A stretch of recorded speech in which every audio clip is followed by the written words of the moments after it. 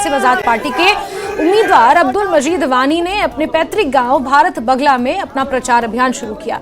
अब्दुल मजीद वानी ने एक जनसभा को संबोधित करते हुए कहा कि पिछले 10 सालों से जम्मू कश्मीर में कोई भी विकास कार्य नहीं हुआ है, जिससे आम लोग काफी परेशान थे, लेकिन अब विधानसभा चुनाव से लोगों की उम्मीदें, लोगों की आस जगी है।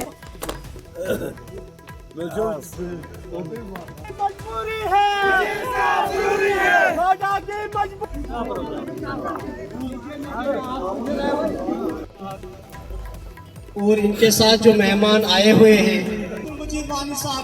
आने वाले वक्त में यहाँ की तामीर और तरक्की, चूँकि 10 साल से कोई इलेक्शन नहीं हुआ, अब इलेक्शन का बिगल बज गया तो हम लोग इनके कुछ भरोसे हैं, एतबार है, तो जिस एतबार को लेकर हम आगे जाएंगे। अपोजिशन का ही इल्जाम लगा रही, उनका कहना है कि जब अब्दुल मजीद वानी कैबिनेट मंत्री थे उनने कोई काम नहीं किया। तो ये काम आसमान से आए, उन्हें 40 साल तो हुकूमतें की, उनने क्या किया? 2002 के बाद ही रोड्स आई, तहसीलें आई, ब्लॉक बने, पंचायतें बर्फिकेशन जो पंचायतों की हुई, काम कार्य जो है वो ज़मीन पे हैं।